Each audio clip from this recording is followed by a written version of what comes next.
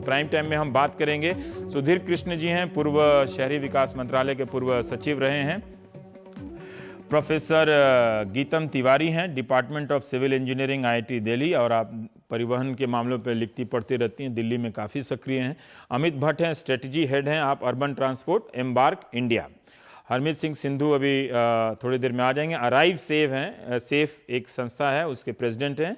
और अनिल शुक्ला साहब हैं, joint commissioner of police traffic Delhi. तो आप इसलिए हैं अनिल जी की ताकि जो व्यवहारिक दिक्कतें हैं मतलब वो दृष्टि भी आनी चाहिए। प्रोफेसर गीतम, पहले हम आपसे ही जानना चाहेंगे कि क्या हर्ज है 25,000 5,000 फाइन है।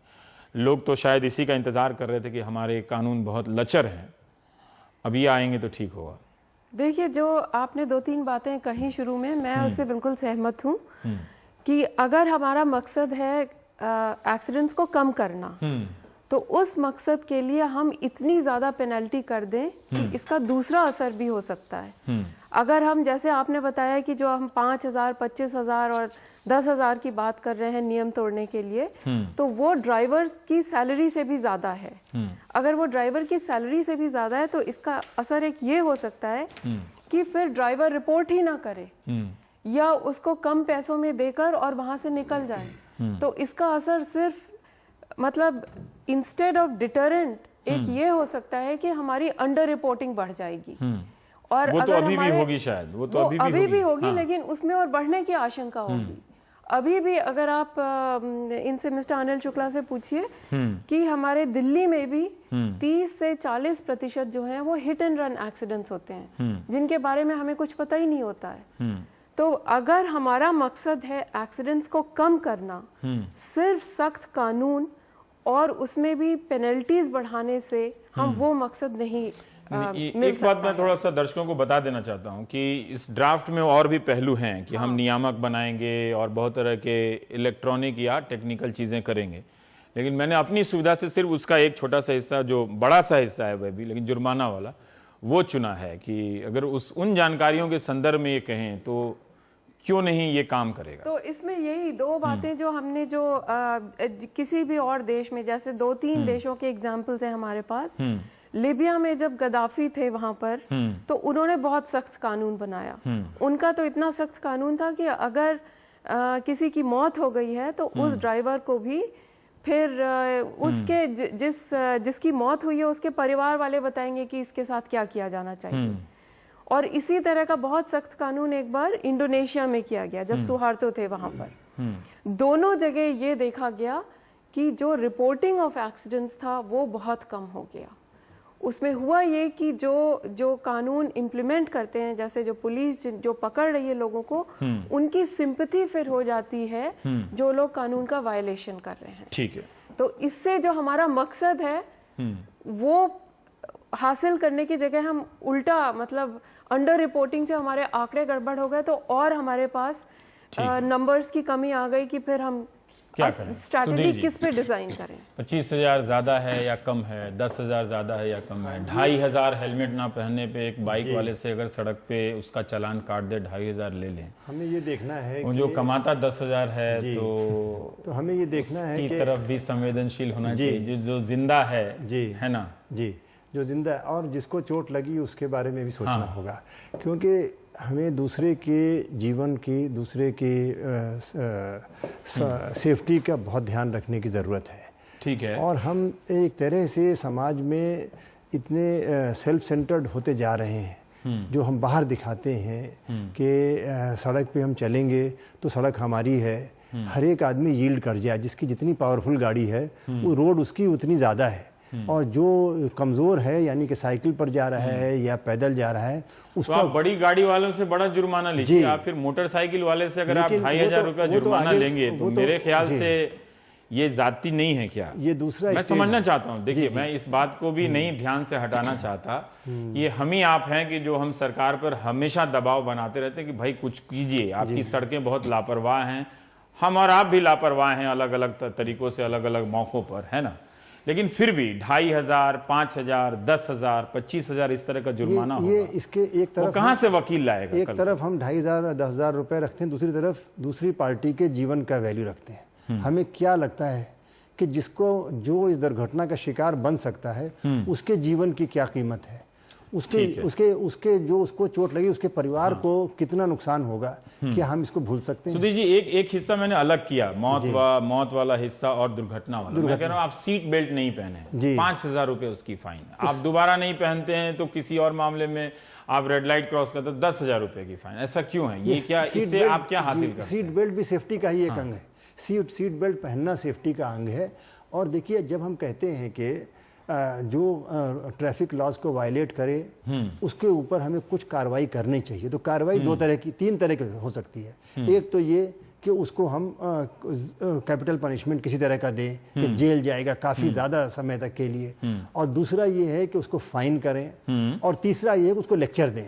तो लेक्चर तो कोई सुनने वाला है नहीं, तो वो वहाँ दिल्ली में तो पकड़ के सुनाया भी जाता है। जी, उल्टा वो सुनाएगा, लेक्चर करेगा। तो अब ये है कि जो या तो हम उसको हर समय लंबी लंबी अवधि तक जेल में डालें, वो भी तो इसलिए फाइनेंशियल जो है पेनल्टी और monetary penalty is far more appropriate in this circumstance. आप ये करेंगे, ये ठीक है। बिल्कुल। ये जो राशि जिसको मैं ज्यादा बता रहा हूँ, आप कह रहे हैं कि वो ठीक ठाक है, मतलब बहुत ज्यादा नहीं है, थोड़ा बहुत आगे पीछे उसको एडजस्ट रिव्यू कर सकते हैं, कॉन्सेप्चुअली बिल्कुल ठीक है। ठीक है।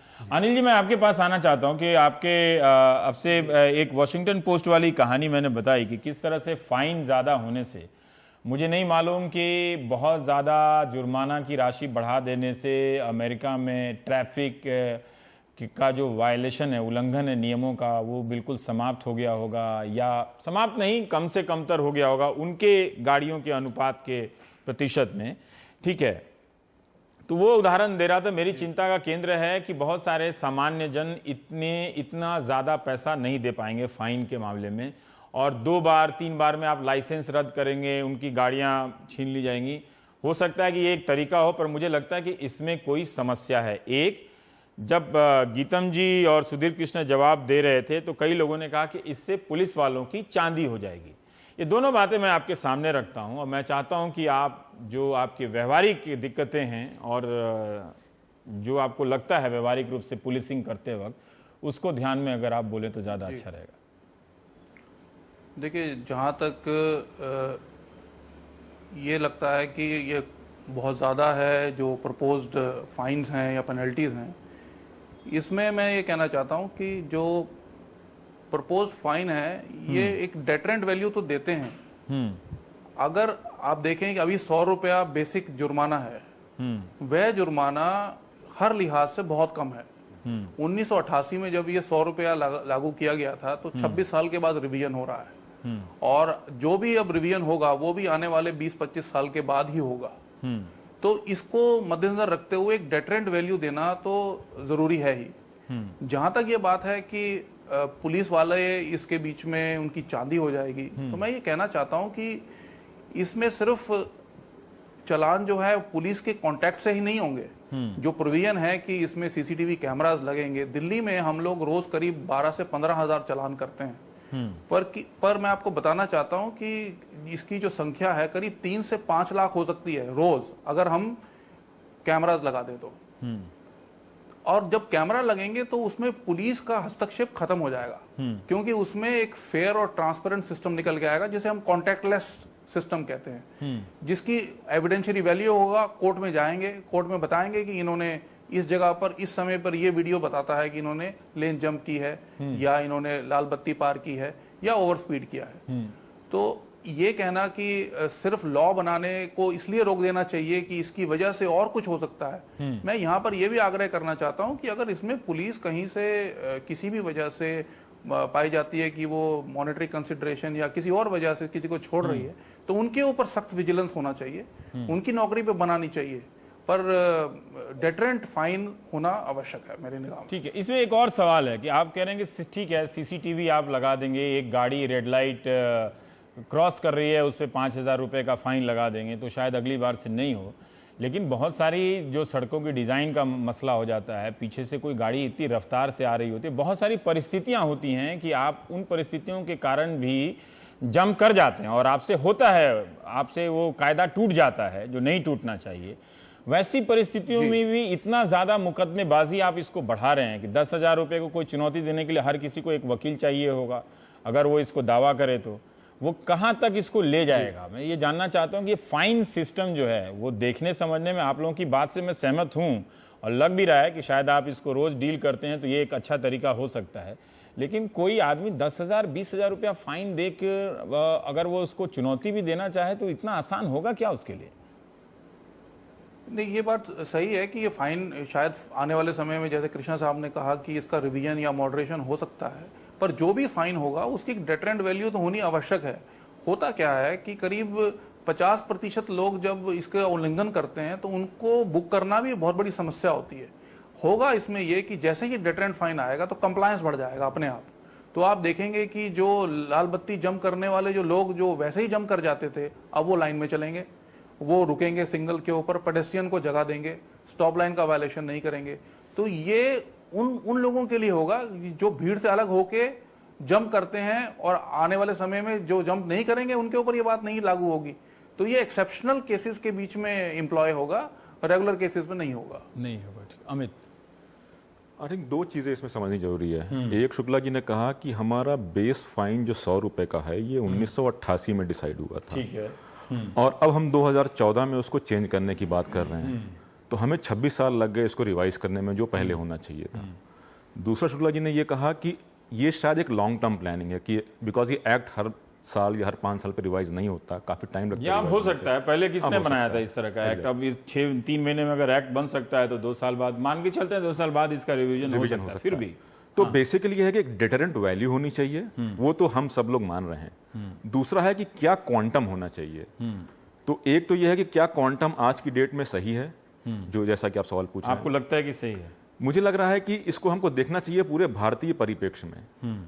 जो कैपेसिटी टू पे दिल्ली में है या बड़े शहरों में है, वो शायद उनके लिए डिटरेंट वैल्यू हो, बट अगर हम छोटे शहरों में जाएं तो शायद वो डिटरेंट वैल्यू से कुछ ज्यादा हो सकती है। दूसरा, हमें एक सोचना चाहिए कि हम इसमें कैसे एक पीरियोडिक रिवीजन का मैकेनिज्म डाल सकें कि हम जो आज फाइन बना रहे हैं वो 20 साल के ना हो, वो 4-5 साल के लिए हो, और 5 साल बाद, 2 साल बाद, 3 साल बाद हम उसको फिर से रिव्यू कर सकें। तो हम एक डायनामिक सिस्टम बना सकते हैं जिसमें वो डिटरेंट वैल्यू हम बरकरार रख सकते हैं विदाउट स्पेसिफाइंग कि हम एक। क्या आप ये कह रहे हैं किसी और तरीके से कि कानून में 25,000 लिख देने की बजाय वो एक अधिकतम या न्यूनतम सीमा दे दी जाए और वकील और जज के अपने विवेक पर छोड़ दिया जाए कि उसमें अगर कुछ उसके गुण दोष के आधार पर नेगोशिएट करना चाहें तो उनके पास वो सुविधा रहे, ये कह रहे हैं आप? नहीं, मैं ये नहीं कह रहा हूं। मैं ये कह रहा हूं कि हमारा जो फाइन है वो वैल्यू एक मिनिमम तो स्पेसिफाई होनी चाहिए, बिल्कुल सही है, लेकिन हमारे पास ऐसा एक मैकेनिज्म होना चाहिए कि हम हर 5 साल या हर 4 साल पे उसको रिव्यू कर सकें। क्योंकि आज जो 25,000 की वैल्यू है, हो सकता है 5 साल बाद वो वैल्यू ना रहे। तो अगर हम आज 25,000 बोल रहे हैं डिटरेंट है, तो हो सकता है 5 साल बाद वो डिटरेंट ना रहे। तो एक उसका एक मैकेनिज्म होना चाहिए जिसको हम रिवाइज कर सकें हर 2 साल, 3 साल या 5 साल पे, सो दैट वो डिटरेंट वैल्यू बरकरार है। 3 साल बाद हम करेंगे उसको रिवीजन। लेकिन क्या आप सहमत हैं कि इतना 10,000 और 4,000 से 10,000 सेलफोन के इस्तेमाल पे, ठीक है कि हम सुधर नहीं रहे हैं, ये भी एक बात सच है कि तमाम तरह के विज्ञापन कैंपेन चलाने पर भी हम नहीं सुधर रहे हैं कि 4,000 से 10,000 रुपए का फाइन लगा। मैं इस पर एक उदाहरण देना चाहूंगा आपको। अगर आप दिल्ली में मोटरसाइकिल यूजर्स को देखें तो ऑलमोस्ट 90-95% लोग हेलमेट पहनते हैं। दिल्ली से आप गुड़गांव जाइए, दिल्ली से आप नोएडा जाइए, नहीं पहनते। क्यों? वो सेम यूजर है, वो उतना ही एजुकेटेड है, लेकिन जैसे वो बॉर्डर क्रॉस करता है वो हेलमेट उठा के हाथ में रख लेता है। क्यों? क्योंकि एनफोर्समेंट नहीं है वहां पर, डिटरेंट वैल्यू नहीं है उसकी।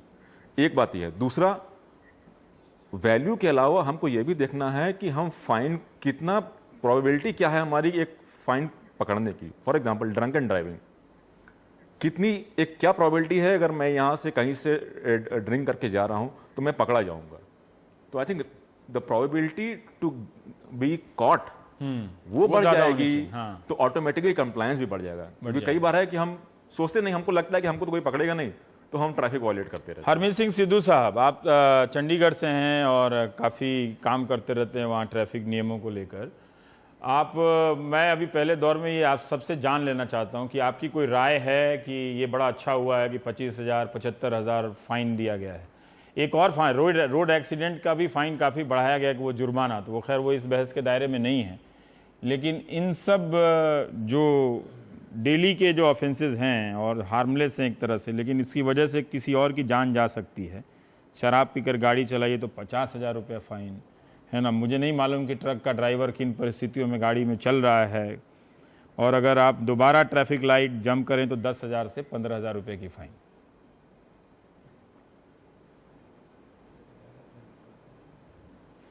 ये जो फाइन के दर हैं जो बढ़ाए जा रहे हैं, ये एक्चुअली तो ये ओवरड्यू थे, ये बढ़ने तो चाहिए थे, लेकिन जिस लेवल पे जिस परसेंटेज से ये इंक्रीज हुआ है, शायद ये सिर्फ दिल्ली को नज़र में रख के किया जा रहा है।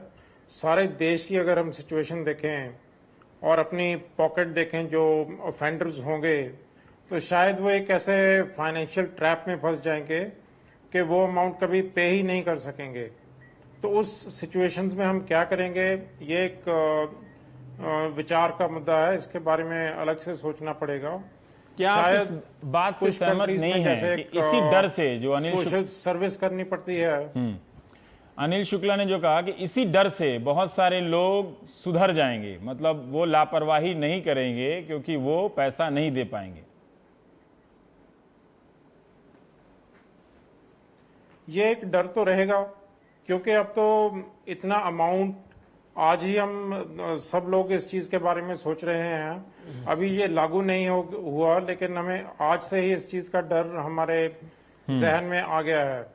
तो जब ये इम्प्लीमेंट होगा तो डेफिनेटली बहुत से लोग एकदम जो ऑफेंडर्स हैं वो उनकी नंबर में रिडक्शन डेफिनेटली होगा।